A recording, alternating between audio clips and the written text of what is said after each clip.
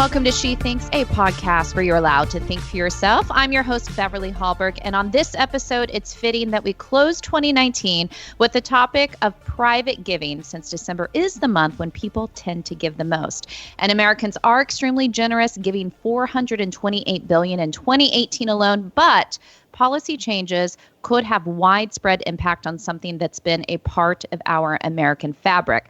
Patrice Onwuka joins us to talk about the threats, including government officials and activists who want to control how we spend, what we give to, and how much is available for giving. Before we bring her on, a little bit about her. Patrice Onwuka is a senior policy analyst at Independent Women's Forum. She has worked in the advocacy and communications fields for more than a decade. Prior to joining IWF, Patrice served as national spokeswoman and communications director at Generation Opportunity and worked at the Philanthropy Roundtable and the Fund for American Studies in policy and media roles. And you've probably seen her on TV because she is a frequent commentator on Fox News and Fox Business. Patrice, thank you so much for joining us today. Thank you, Beverly. It's great to be on. So the first thing I want to start with is just the fact that Americans are so generous when it comes to private giving. And the big question is, why do people give in general? Well, people give for a number of reasons. Some people give for religious reasons. For example, they tithe and give 10% of their income to their church or to charity. Some people give because they're just altruistic. And I think that speaks largely to the American fabric, how we as Americans believe in coming together to solve problems in our communities, even nationally and globally. You know, we're not waiting for the government to come in with solutions. We are willing to dig in our pockets, roll up our sleeves, and solve, get done whatever needs to be done. And I think that that can-do spirit that has been there from our founding is really what makes us so different, you know, from a lot of European countries and other countries where they expect government to provide the solutions to tackle the problems, and they're willing to increase to pay high tax rates for that. We on the other side, on the contrary, we believe in that private money going to private organizations that handle the same problems and do so more efficiently, more effectively. And I know there's been a longstanding debate on who gives the most. There's been this thought that liberals give the most because they do want to give through government. But when it comes to private giving, is it really liberals who give the most? It actually is not. Conservative households give 30% more than liberal households. And that's even though their incomes tend to be about 6% lower on average. Now, this is not politically driven or ideologically driven. Actually, it has to do much more with religion. I think religion is one of the biggest the most significant factors behind giving in this country. And so you do tend to see conservative households being religious and attending weekly services. And I'll give you an interesting statistic. If you attend, those who attend a service, at least 2 or more services a month, tend to give more than those who don't. And so, as much as 4 times as much as those who don't attend a religious service at all. So it's that idea that, you are tithing, maybe you are just moved religiously or spiritually to give, and that outweighs a lot of those who don't attend services. And so that's where it kind of falls between the conservative versus the liberal. It really does have a lot more to do with whether you're attending a church service and you're a religious person. And so then that begs the question, why do people give as much as they do, even in reference to other countries? Some would say it's because of policy incentives alone, which we are going to get into the policy of this. But would you say, especially since you're looking at religious institutions, that's not necessarily because it's a tax write-off? Is that just an added benefit to something they already plan to do? It is. For example, the charitable deduction is one of those ways that the government recognizes private giving and encourages it. So you get a deduction on your taxes if you claim the amount of money you've given to charities. What's interesting, though, is that you have a lot of lower income households who give as a percentage of their income more than middle and upper class households, but they don't necessarily claim the charitable deduction. Maybe they take the standard deduction, which, as we know, recently was even increased more through tax reform.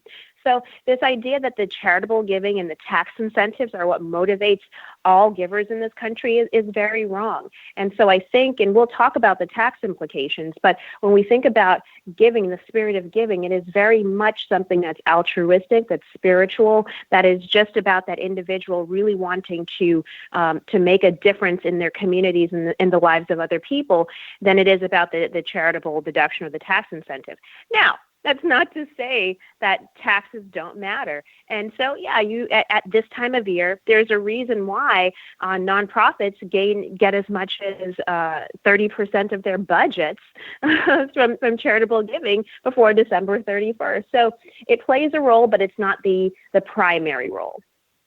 And one of the things that I think when we're talking about it from a policy focus, it's understandable why this isn't discussed. But when you're talking about it where people are being charitable because of the desire to give, and it's to, let's say, a religious institution, I think people who give, and when you give, there's a blessing that you receive. There's even, of course, the verse, it's better to give than to receive. What do you find is a blessing or a benefit that people receive when they can give of themselves to something else? I think that that's often an important part and something that is taken away when government is the giver to anyone in need. Well, certainly you get to be connected to the problem and the solution. So whether you are giving to a local soup kitchen or a homeless shelter for women, for example, those may be your neighbors. Those may be the moms and dads of kids who go to your children's elementary school. So I think part of the blessing that you're receiving is knowing that you're directly helping people that may be in your communities, that you're directly solving problems. Also, you have greater control over the resources and how they're spent. Unfortunately, when Uncle Sam takes money from our paycheck each week, or we send a check in to the IRS at the end of the year, we have no control over how that money is spent. And very often we see federal funds going towards causes that we may be, personally, spiritually, economically opposed to. And so there's greater control. I think there's a little bit of a blessing in controlling where your money gets spent and knowing that it's spent well and with greater accountability than, frankly, the black hole of government. And also, like you were saying, the accountability part is if, let's say, I am a church or working on behalf of a church, if I know that I have to interact with the people who are giving, there's already that additional accountability built in that, people are going to be paying attention, that know you personally.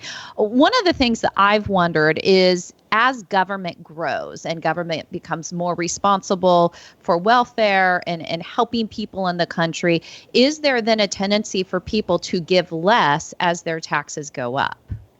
There is, and that is called the crowding out effect.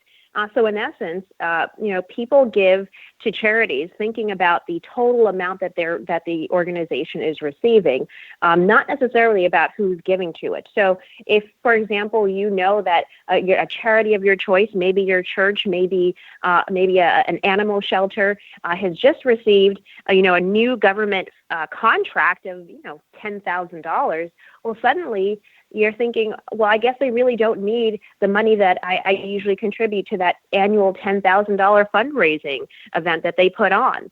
So in essence, when government dollars enter, private dollars leave. And this is actually an economic principle, that we see in lots of different areas where government funding crowds out what the private sector is able to do. And what's interesting, the National Bureau of Economic Research, they found that for every $1,000 a government sends to a nonprofit, donations fall by about $757. So almost $2 out of $3 falls, which means that now the nonprofit is really just kind of replacing most of the dollars that they're getting. They're not necessarily getting that much more. So I think it's incumbent on nonprofit organizations to really weigh whether that government contract is really going to be more important than the private dollars. And in part because when we go through recessions, when there is government, when there's austerity in terms of our budget and programs get cut, suddenly the contract that you expected and have received every year may not be there the next year. And that means you've got to hustle to try to get those private dollars back, and they just may not return. So what do you think is the right balance of government giving versus private giving? Do you think our current setup, and if you could explain a little bit more about where our policy is currently on this, do you think that we're on a good path? Are we too government heavy? And if so, how do we navigate this? Well, that's a really interesting question, Beverly, because I think it depends on the industries that you look at. Let's talk about what private giving has delivered to us. Well, it's delivered medical breakthroughs like polio vaccines, penicillin. It's delivered to us the idea of white lines on the highway separating lanes so that people know which direction to drive in. There's some really remarkable inventions, discoveries, even just the spread of information, educating slaves post Civil War. That was done by private giving, not by government dictate from Washington. So so suddenly now we're at a place where in education, in medicine, and even like humanitarian aid, we see a lot of role for government, and I think that there could be a good partnership between government and private giving, in that private giving will fund those ideas that are new, innovative, but risky, right? And so, but then all of a sudden you test it, it works. Those private dollars have proven that this is a great idea, and now it can be scaled. So that's, I think, the area where government can step in and say, wow, this type of educational model works on a small scale in this city, and it was funded by this foundation. Well, since it works here, let's try it in 5 different cities across the state. Let's try this in 5 different states. Let's try this. Let's make this nationwide and use some of the federal dollars that are already allocated in education for something that has been proven to work. So there can be that private-public partnership, and that's actually what I'm talking about here. But what I worry about is yes, sometimes when government comes in, and particularly organizations start to depend more and more on those government contracts and on the government money, that they leave less room for the private charity, for the fundraising from individual donors, and that really exposes them if perchance government decides to pull back on a contract or cuts budgets. Let's talk about different policy changes that government activists or government officials want to change. What are some of the threats to private giving? So are we expecting any battles in this area in 2020? We absolutely are. So I think there are 2 key areas to be looking out for. There is the tax policy side, and there's the donor privacy side. And you might throw in a third one that's more around leadership of boards. But I'm going to focus on the first 2. So on the tax side, we know we have the charitable deduction, but regularly we have seen policymakers raise the idea of limiting the charitable deduction to families that make a certain amount of money. So if you're wealthy and make above, I'm just throwing out an arbitrary number of $250,000, well, suddenly you can't claim as much of that charitable deduction. So the idea of limiting the deduction, how much different types of earners can claim. And let's not forget that even though low-income households give the bigger portion of their percentage of their income to charity, big households, big earners give in dollar for dollar the most when it comes to charity. So you suddenly change the incentives for upper class households, and you may start to see some negative backlash when it comes to what charities can raise. Then also on the charitable deduction, there's this idea that certain types of organizations should be allowed to deduct your donations to certain types of organizations. So it's saying, oh no, giving to your alma mater, your college, giving to those big institutions, that's not really charity. So you shouldn't be able to deduct what you give to those. You should only be able to deduct what you give to the soup kitchen or the homeless shelter. Well, wait a minute. The richness of our civil society is that you can give to whatever causes you like, and that is what has created such a diverse civil society that spans every single issue you can imagine. I mean, you can come together and start a nonprofit to help kids learn how to cut hair and become barbers one day, and if you like that cause, you can donate to that. So limiting the deduction to certain types of charities puts government in the role of picking winners and losers among charitable causes. That's wrong. And a part on that I wanted to pick up on that you mentioned, which I think is such an important part. You talk about people being able to choose what they want to give their money to, maybe even creating something new if they find that there's a vacuum for it. But you brought up this aspect that has been talked about a lot, which is whether or not donors can remain anonymous. And that does seem to be a big battle. You even had, you have people being doxxed on Twitter where their name and information is being put out there. But the anonymity of donors, why do you think that aspect is so vital? Oh, it's so important. Number one, I mean, for some religious givers, they are required by religious teachings not to promote what they give and not to assign their name to their giving. For other people, it's simply a matter of safety. They don't want to expose their family and themselves to potentially being targeted, kidnapped, or frankly, having a bunch of people knock on their door asking for money every day. And then, as you talk about doxing and this idea of publicly disclosing private information, people don't want to be harassed. And that's particularly true if you're giving to political causes or to causes that are not popular with some people or part of the mainstream. I mean, let's go back in history and look at the civil rights movement. Let's look at the gay rights movement. Let's look at abolition. During their time, it was not popular to support those causes, particularly to do so publicly. And you could suffer economic reprisals, physical reprisals, harassment, and what's popular today, boycotting. So if you, for example, support the president, your company may be boycotted online.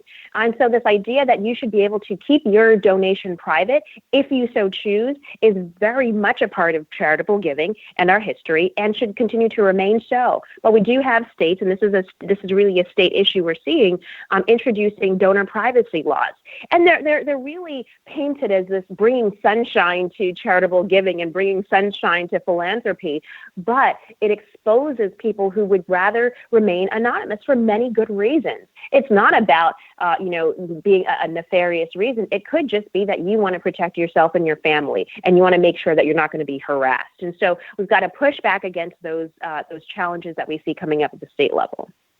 And I do want to let people know the policy focus on this is out. This is written by you. So do go to IWF.org. If people have more information that they want to get on this, please go there because it has all of this detailed. But I want to kind of wrap up of what you expect the battle to be on the federal sense. So we did have tax cut reform about a year and a half ago. Of course, a lot could depend on whether or not Congress is able to do anything this year. But do you see any potential battles where you see on the federal level where we see Congress trying to make changes to what we're able to deduct and how that would impact private giving?